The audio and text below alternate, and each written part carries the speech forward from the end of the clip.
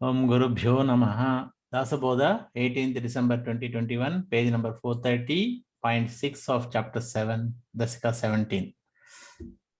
Continuation కోసం ఒక point ఎన్నికి వెళ్తాం మీరు. Okay. Some of them are fortunate who become peaceful by keeping the company of saints and become liberated by the use of discrimination. అక్కడికి ఆపాము నేను. In the using of simile of water, we have to take into consideration that water is evaporated, but by discrimination, Atman liberates itself from the net of the body. This should be seen inwardly by experiencing. నీటితో ఉపమానం తేవడంలో మనం ఏం చూస్తున్నాం అంటే నీరు అన్నది భాస్మంలోకి మారిపోతుంది. భాస్పోత్సకం అంటారు, అంటే నీటావిడిగా మారిపోతుంది. అలాగే మనం ఏం చేయాలి, మన వివేకం వల్ల అంటే that water is evaporated but by discrimination ఆత్మ ముక్తి పొందుతుంది. ఫ్రమ్ ఎలాగా బాడీ యొక్క బంధం నుంచి ముక్తి పొందుతుంది. ఇది మనం అంతర్గత అనుభూతితోనే గ్రహించగలం, చూడాలి. For the man who desires to have his own welfare fully accomplished, much instruction is not necessary. The content of all this teaching is to be understood by each person in his own way. తన క్షేమమే కావాలి అనేటటువంటి ఎవరైతే ఎప్పుడు తన క్షేమాన్ని కోరుతూ ఉంటారో ఆయన much interest is not necessary. ఆయనకి ఎక్కువ the man who desires to have his own welfare fully, అంటే ఇక్కడ వెల్ఫేర్ అంటే అన్ని రకాలైనటువంటి పురోభివృద్ధి అనుకో, అటువంటి వ్యక్తికి మనం ఎక్కువ ఏమీ చెప్పక్కర్లేదు.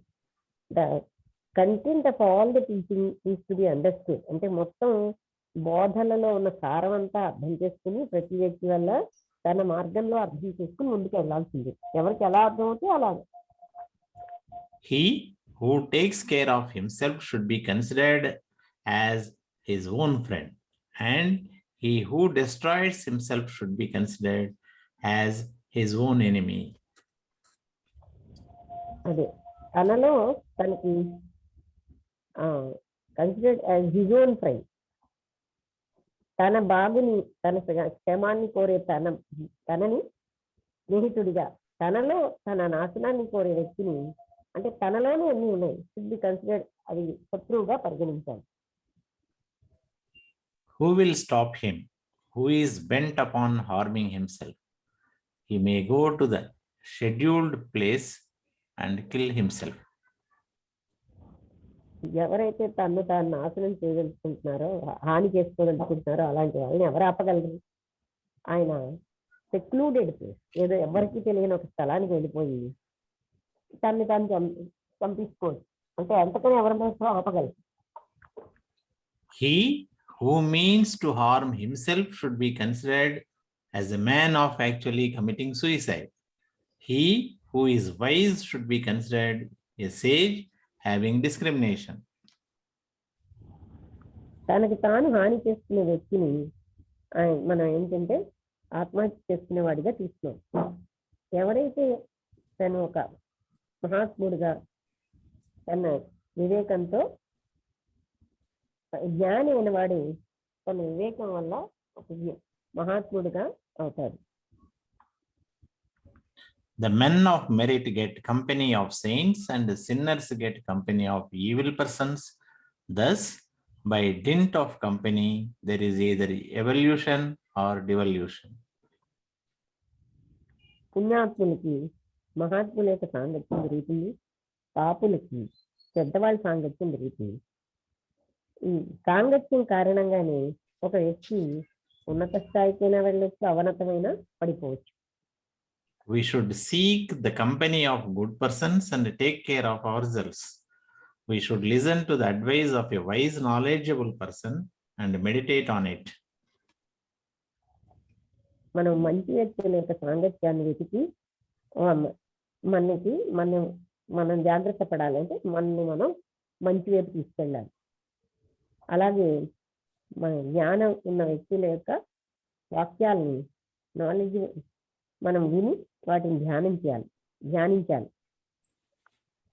For him who is wise, this world and the next world become comfortable, and to the man who is ignorant, thoughtlessness is the result. Sorry. జ్ఞానం ఉన్న వ్యక్తి ఇహంలోని పరంలోని కూడా సుఖమైన జీవితాన్ని గడపగలడు. ఏ వ్యక్తి అయితే అజ్ఞానంతో ఉంటాడో ఆయన ఆలోచన రహితమైన జీవితాన్ని ఫలితంగా వస్తుందండి. The knowledgeable person is a godly man, while ignorant person is like a demon. You should understand this and follow the path of wisdom. జ్ఞానం ఉన్న వ్యక్తి ఒక భగవత్పరమైన వ్యక్తి అయితే అజ్ఞాని ఒక రాక్షసుడు లాంటి వాడు.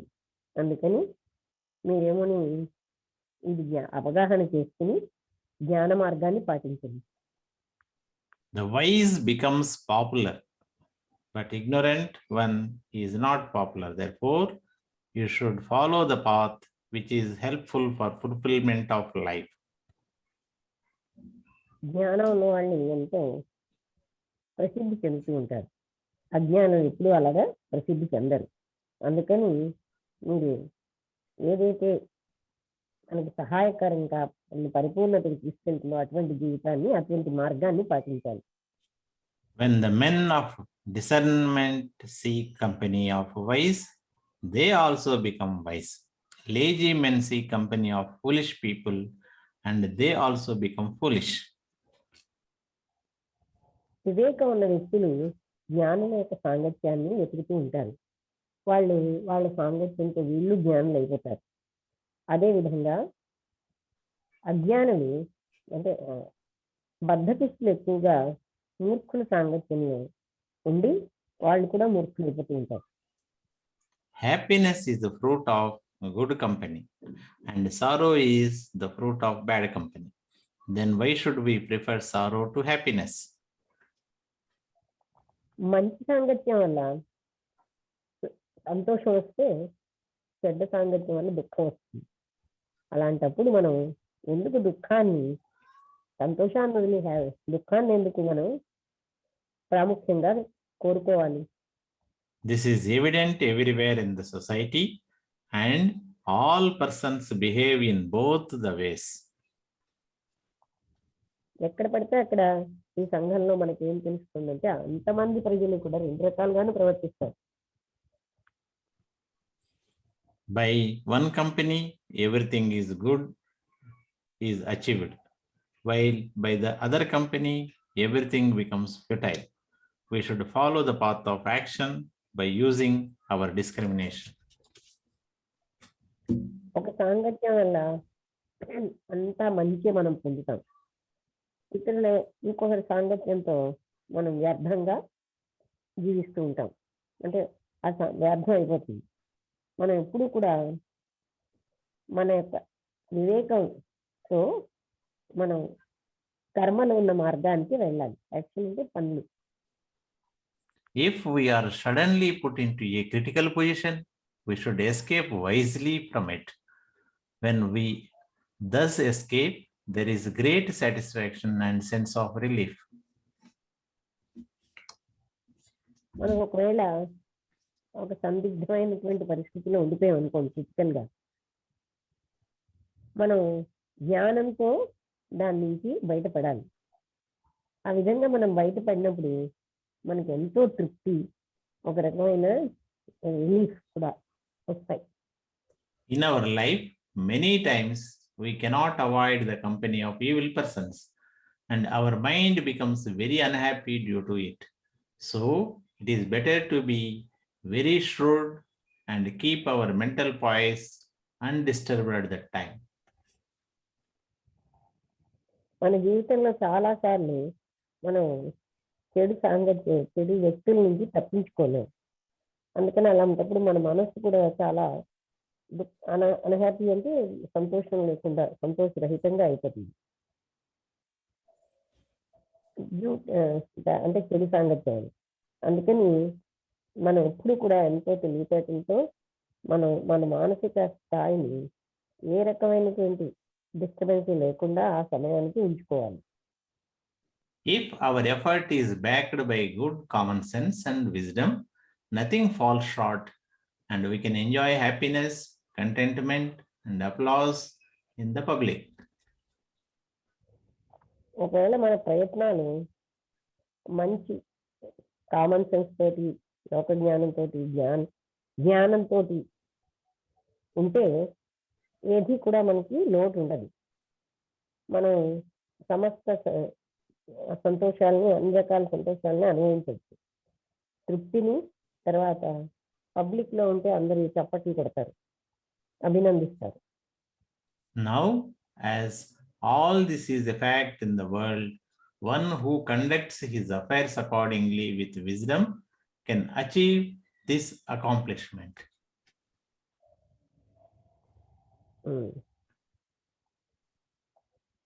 ఇప్పుడు ఇదంతా కూడా సత్యం ఈ ప్రపంచంలో. అకార్డింగ్ జ్ఞానంతో ఏదైతే తన జీవితాన్ని నడుపుకుంటూ ఉంటాడో ఆయన ఏదైనా కూడా పొందగలుగుతూ ఉంటాడు. This world has many worthy and great persons. You should again and again keep this in mind and think. If you understand, you will be inwardly convinced. ఈ లోకంలో, ఈ ప్రపంచం ఎందరో గొప్పవాళ్ళు, తగిన వాళ్ళు, గొప్పవాళ్ళు, యోగ్యులైన వాళ్ళు ఉన్నారు.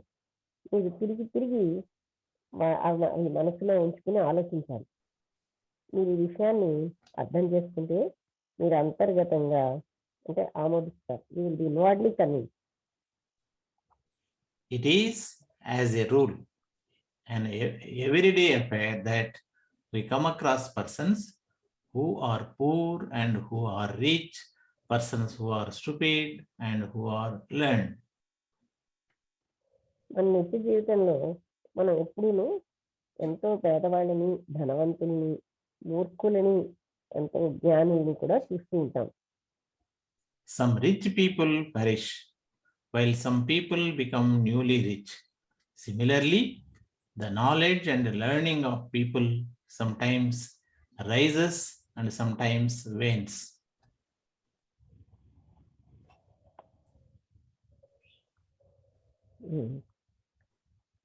అంటే కొంతమంది ధనవంతులు నశించిపోతూ ఉంటారు. ఎవరైతే చాలా మూర్ఖులో సమ్ పీపుల్, కొంతమంది కొత్తగా ధనవంతులు అవుతారు. అదేవిధంగా జ్ఞానము తెలుసుకోవడం, లెర్నింగ్ ఆఫ్ పీపుల్, ప్రజలను తెలుసుకోవడం sometimes rises and sometimes wanes. ఒక్కొక్కప్పుడు ఉన్నత స్థాయికి వెళ్తే, ఒక్కొక్కప్పుడు నశించే స్థితికి కూడా వెళ్తాయి. While one is full, another becomes empty, and again later on the empty becomes full. By lapse of time, that which is full again becomes empty. అదే ఓడలు బళ్ళు అవుతాయి, బళ్ళు ఓడలు అవుతాయి అన్నట్టు. ఒకసారి సంపూర్ణంగా ఉన్నది ఇంకోటి శూన్యం అయిపోతుంది. తర్వాత ఈ శూన్యమైనది ఫుల్ అవుతుంది. ఇంకా సమయం గడుస్తున్న కొద్దీ ఏదైతే పరిపూర్ణంగా ఉందో అది పూర్తి శూన్యం అయిపోతుంది. This is the process of nature. Prosperity is but a passing shadow of the noon. The man becomes old day by day. ఇది ప్రకృతి యొక్క పద్ధతి. ప్రాస్పరిటీ అంటే సంపదలు ఇవన్నీ కూడా ఒక అంటే మన నుంచి గతించిపోయేటటువంటి నీడలు లాంటివి, మధ్యాహ్న నీడలు లాంటివి. అంటే అక్కడ ఉండదు. రోజు రోజుకి మనిషి వార్ధక్యమే తెలుస్తూనే ఉంటాడు. It is a matter of our own experience that our stages of childhood, youth, and old age are irrevocable. And knowing this, one should fulfill the purpose of life wisely. మన అనుభూతి ఏం చెప్తుందంటే మన జీవితంలో అన్ని దశలు, బాల్యం, యవ్వనం, తర్వాత వార్ధక్యం, ఇవన్నీ కూడా తిరిగి వెనక్కి రావు. ఈ విషయం తెలిసి ప్రతి వ్యక్తి కూడా తన జీవితం యొక్క లక్ష్యాన్ని జ్ఞానంగా అంటే పూర్తి చేసుకోవాలి. Whatever right efforts are done by our body, they become successful. Aims are achieved by good efforts. Then why should we be harassed by worry? ఏవైతే సరైనటువంటి ప్రయత్నాలు, మన శరీరం చేసే సరైన ప్రయత్నాలన్నీ ఎప్పుడు జయప్రదం అవుతాయి.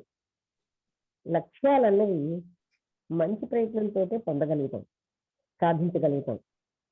అలాంటప్పుడు మనం బెంగ వల్ల ఎందుకని హెరాస్ అవుతాం, అంటే ఎందుకని బాధపడతామని.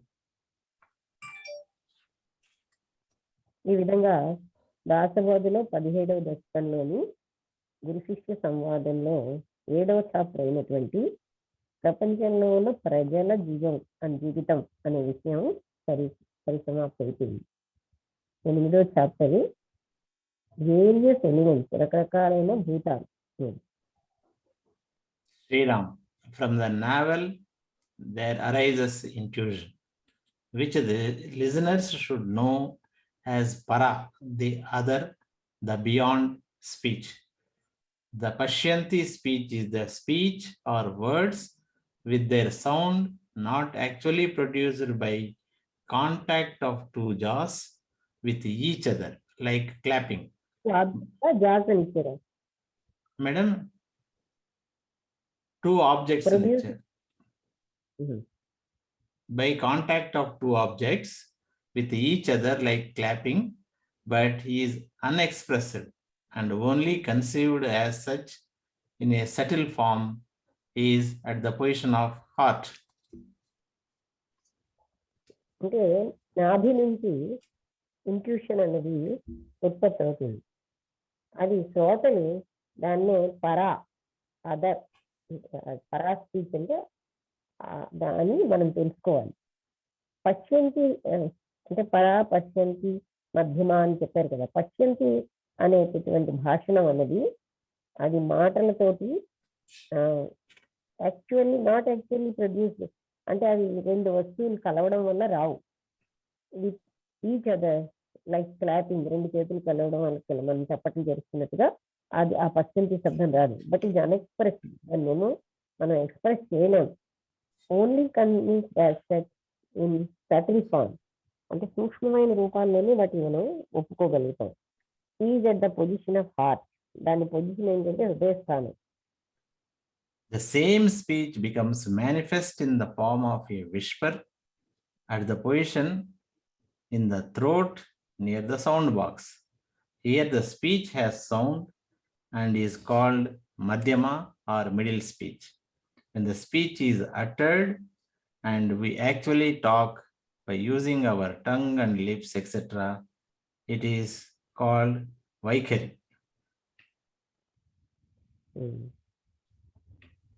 అదే రకమైనటువంటి మాటలు ఒక రకమైనటువంటి గుసగుస ధ్వనితోటి తెలుస్తూ ఉంటాయి. At the position in the throat, అంటే కంఠం యొక్క స్థానంలో, నియర్ ద సౌండ్ బాక్స్, స్వరపేటికి దగ్గరగా కంఠంలో ఇవి తెలుస్తాయి. ఇక్కడ స్పీచ్ అన్నదానికి శబ్దం అన్నది ఉంటుంది, అందుకని దాన్ని మధ్యమ అని అంటారు. ఆర్ ద మిడిల్ స్పీచ్, అంటే మధ్యమైన భాషణం. ఇలాంటి భాషణం చేసినప్పుడు మనం ఏమని actually talk by using our tongue and lips, మన నాలిక పెదాలు వాడే మనం మాట్లాడుతూ ఉంటాం. దాన్నే వైఖరి అంటారు.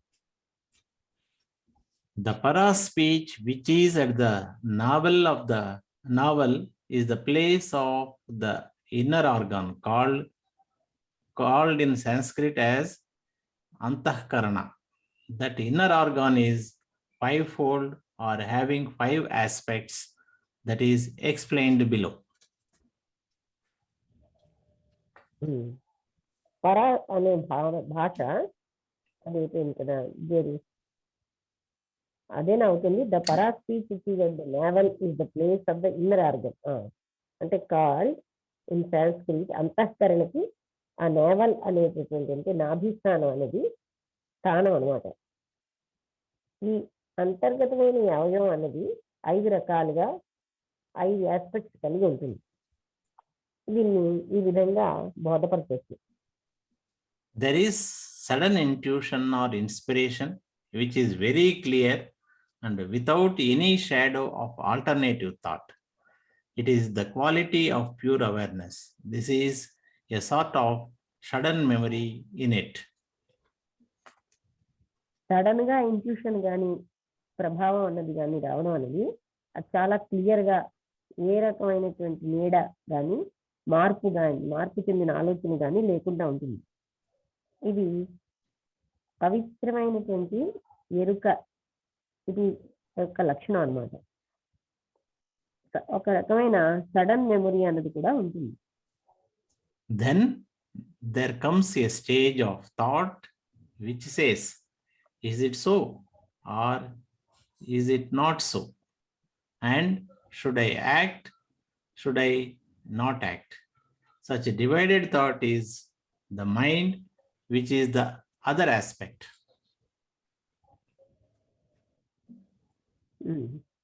అప్పుడు ఇంకొక రకమైన స్టేజ్ అనేది వస్తుంది. అందులో ఆలోచన ఏం చెప్తుందంటే ఇది ఇలాగ ఉందా, ఇలా లేదా, అలాగే ఈ విధంగా నేను పనిచేయనా, లేకపోతే అలా విధంగా నేను పనిచేయకూడదా, ఇలాగా ఆలోచన అంతా డివైడెడ్ చేసేసి thought is the mind. Such divided thought, అలాగా విడగొట్టబడినటువంటి ఆలోచనే మనస్సు, which is the other aspect.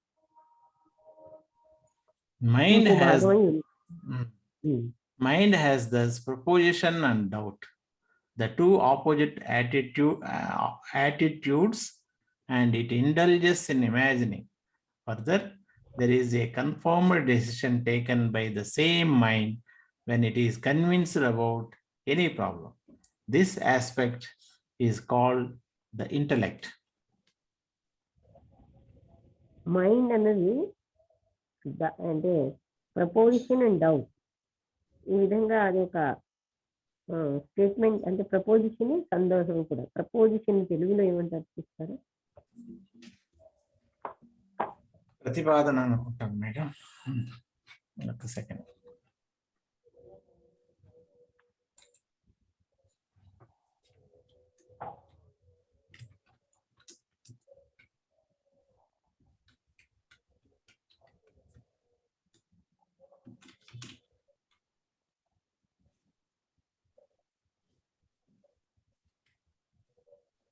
ప్రతిపాదన కరెక్ట్. ప్రతిపాదన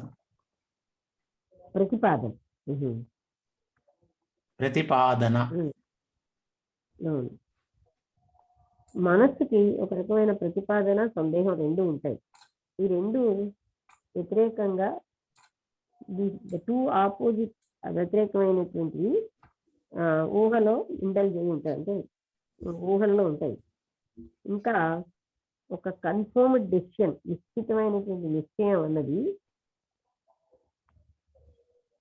taken by same mind when it is convinced about any problem. ఏదైనా సమస్య దాన్ని బాగా తెలిసినప్పుడు అది ఒక రకమైన నిశ్చితమైనటువంటి అభిప్రాయాన్ని చెప్తుంది. Further there is a confined decision taken, అది తీసుకుంటూ ఉంటుంది అనమాట. ఏ సమస్యకు సంబంధించినా సరే మనసు ఏం చేస్తుంది, ఒక నిశ్చితమైనటువంటి నిశ్చయాన్ని తీసుకుంటుంది. అదే మనసు ఏ సమస్య మీదైనా అది ఒప్పుకుంటుంది. దీన్ని ఏమంటారంటే ఇట్స్ కాల్డ్ ఏం ఇంటలెక్ట్ అనేది, బుద్ధి అంటారు. మనం ఎప్పుడైతే నిశ్చయిస్తామో నేను తప్పకుండా చేస్తానని, లేదా నిర్ణయించుకుంటాం మనసులో నేను చెయ్యనని, ఇది కూడా బుద్ధి. ఈ పద్ధతి అంతర్గతంగా మనం దీన్ని గమనించాలి. When once a decision about something is taken, thought again and again dwells upon the same decision and conclusion. This should be known as chitta, the fourth aspect of the inner organ. Please know this as true without any doubt. ఏదైనా ఒక నిశ్చయాన్ని తీసుకున్నప్పుడు ఆలోచన మళ్ళా దాని మీదనే అదే నిశ్చయం మీద ఉంటుంది, అదే రకమైన ముగింపుతో కూడా. దిస్ షుడ్ బి, దాన్ని చిత్త అంటారు. ఇది అంతర్గతమైన ఆర్గన్లో నాలుగోది. దీన్ని please know this as true as without any doubt. ఇదే సత్యం అని నిస్సందేహంగా తెలుసుకో. Then there is the pride or confirmed intention to act according to that chitta and its conclusions. This involves being proud and taking action through that intention. This is called ego or ahankara, which is the fifth aspect of this inner organ. Thus, there are intuition, doubtful thought, mind, decision, in bracket intellect, constant thinking about it, and pride or ego, the five aspects of consciousness or inner organ. Inner organ అంటే అంతఃకరణం. ఇక్కడ గర్వము లేదా నిశ్చితమైనటువంటి ఉద్దేశం according to ఆ చిత్తం ప్రకారమే పని చేయాలి అనేది నిశ్చయమైన అభిప్రాయం ఉంటుంది. దాని ముగింపులు కూడా అలాగా ఉంటాయి, అలానే ఉండాలి. దీంట్లో గర్వం వల్ల through proud and taking intention through involves being proud. ఇందులో అహంకారమును, తర్వాత ఇంటెన్షన్, త్రూ దట్ ఇంటెన్షన్ అంటే ఈ ఉద్దేశ్యం వల్ల దానికి ఏమో ఎక్కువగా గర్వం పెరుగుతూ ఉంటుంది. దిస్ ఈజ్ కాల్డ్ ఇగో. దాన్ని అహంకారం, ఇగో అంటున్నాం, దాన్ని అహంకార అంటాం. ఇది 5వ ఆస్పెక్ట్ అన్నమాట. Of this 5th aspect of this అక్కడుంది ఎన్నో పాయింట్స్.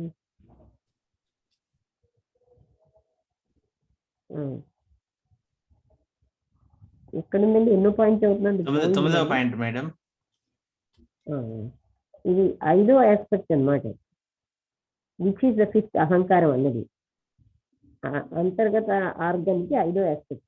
దస్ దేర్ ఆర్, అక్కడెక్కడ ఏముంటాయి? ఇంట్యూషన్, డౌట్ఫుల్ థాట్ అంటే సందేహంతో ఉన్నటువంటి ఆలోచన, నెక్స్ట్ ఇంటలెక్ట్ బుద్ధి, నిరంతరాయంగా ఆలోచించడం about it, and pride or ego అహంకారం కోసం అని ఆలోచించడం. ఈ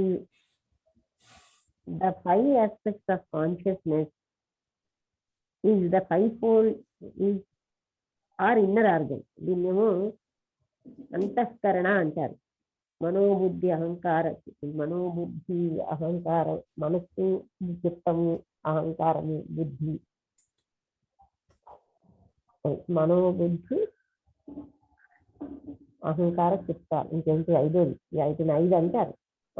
ముఖ్యంగా ఆ చిత్తంతో కలిపి 5, వీటినే అంతఃకరణ అంటారు. This is the 5-fold inner organ, which is really only one unit, but is shown as 5 separate states according to their functions. ఇది 5 విధాలుగా ఉన్నటువంటి అంతఃకరణ, అది ఒకటే యూనిట్ గా ఉంది. 5 వేరు విభాగాలుగా వాళ్ళ పనులను బట్టి ఇది విడగొట్టారు. Similarly, there are 5 types of vayu or vital forces in the body. According to their separate functions, though the wind is only one element in itself. అదేవిధంగా 5 రకాలైన వాయువులు ఉన్నాయి, లేదా ముఖ్యమైన శక్తులు. in the body, శరీరంలో. And according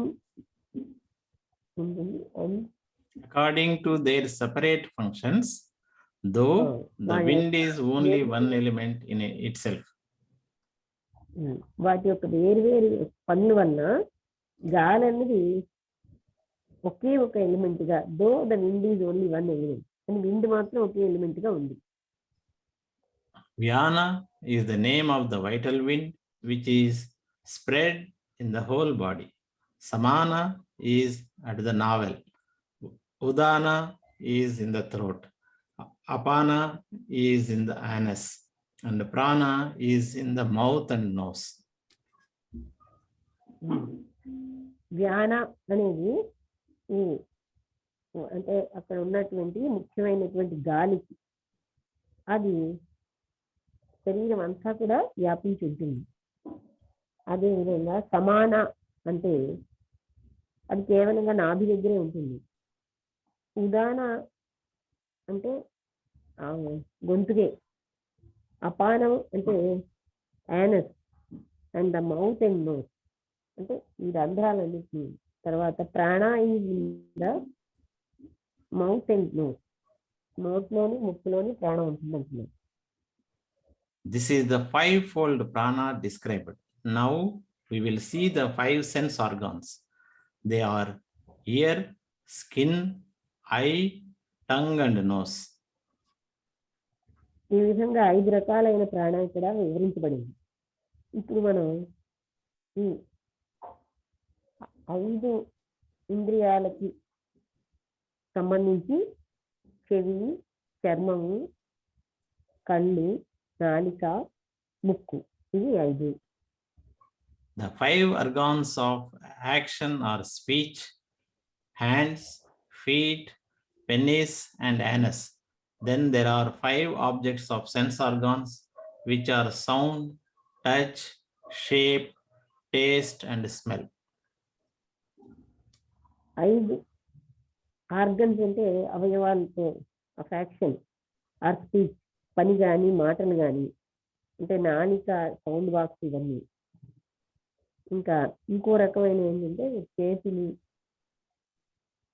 హ్యాండ్స్, కాళ్ళు, penis and anus, ఇవన్నీ మిగతాది. అయితే 5 రకాలైన వస్తువులు 5 సంసార్గంకి, ఇంద్రియాలకు సంబంధించి 5 రకాల వస్తువులు ఉన్నాయి. Which are sound, touch. అవి ఏంటంటే అవి చెవులు, సౌండ్ అని, స్పర్శజ్ఞానం, ఆకారం, రుచి, వాసన. Thus, there are 5 groups of 5 elements each, namely inner organ, prana, sense organ, active organs, and the objects of sense organs. అందుకని 5 రకాలైన సమూహాలతో 5 పంచభూతాలు ఉన్నాయి. ప్రతిదీ దానికి అంతర్గతమైన అవయవము, ప్రాణము, సెన్స్ ఆర్గన్ అయిన జ్ఞానేంద్రియాలు, యాక్టివ్గా ఉండే అవయవాలు, తర్వాత ఆబ్జెక్ట్స్, ఆ సెన్స్ ఆర్గన్ కావాల్సిన ఆబ్జెక్ట్స్ అనే వాటితో నిండింది. These 25 elements in all make the subtle body. Now their mixture is going to be described. It should be listened to. ఈ 25 మూలకాలు అన్నిట్లో ఉన్నవి సూక్ష్మ శరీరాన్ని తయారు చేసినవి. వాటి యొక్క మిక్స్చర్ అంటే అవన్నీ కలిసి ఉన్నది is going to be describe. దాన్ని వర్ణిస్తాం. It should be listen to. దాన్ని జాగ్రత్తగా వినాలి. టైం అయిపోయింది అనుకుంటానండి. ఉందా? ఇంకా 4 నిమిషాలు ఉంది మేడం. ఆపుదామంటే ఆపుదాం. ఇంకా The inner organ, the vyana, listening, speech and sound are of the nature of sky. We will now describe the manifestations of wind. అంతర్గతమైనటువంటి అంటే అంతఃకరణ ఆర్గన్ అంటే భాగం. దాన్ని ధ్యాన లిజనింగ్ స్పీచ్ అని, అంటే లిజనింగ్ అనమాట. అంటే శ్రవణమే. స్పీచ్ అంటే the presiding deities of tongue, నాలుగుకి సంబంధించినటువంటి దేవతలు. శబ్దము అవి ఆకాశ ప్రకృతితో ఉంటాయి.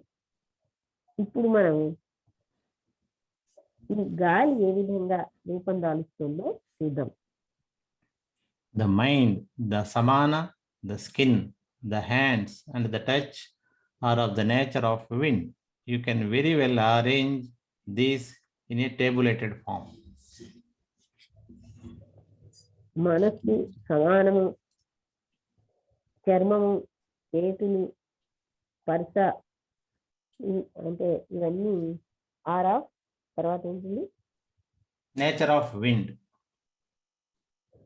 Touch are of Of the nature of the wind. అక్కడ నేచర్ ఉందా? ఇప్పుడు ఏంటి కదలట్లేదేంటి? అంటే ఇవన్నీ కూడా గాలి యొక్క స్వభావాలు. మీరు you can very well arrange these in tabulated form. ఒక టేబుల్ లాగా వీటిని మనం అరేంజ్ చేసుకోవచ్చు. ఇది నెక్స్ట్ పేజ్ లో ఉంది మేడం, షేర్ చేసిన డాక్యుమెంట్. ఇక్కడితో ఆపేద్దానికి అందరికీ నమస్కారం. వసంత గారు ఉన్నారు కదండి? వసంత గారు వెళ్ళిపోయినట్టున్నారు మేడం. వెళ్ళిపోయారా?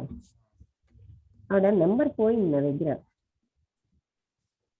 అందుకని ఫోన్ చేయమని. ఓకే, నమస్తే. ఓకే మేడం, గుడ్ నైట్, నమస్కారం.